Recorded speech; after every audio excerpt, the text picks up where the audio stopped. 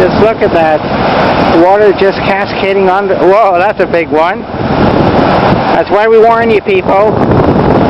Do not go on, do not scale that. You see what I mean, people? What you're seeing down there is something that everyone should know. Remember, when you see that gate posted up ahead or closed up, do not scale it. This is the reason for it. As the floodwaters are taking over this parent riverfront trail, this is no place to be. Shooting at this.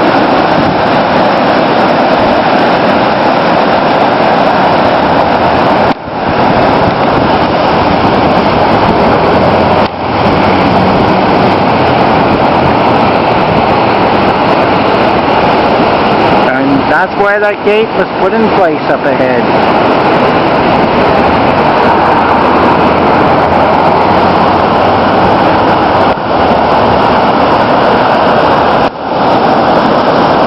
That's all for now, folks.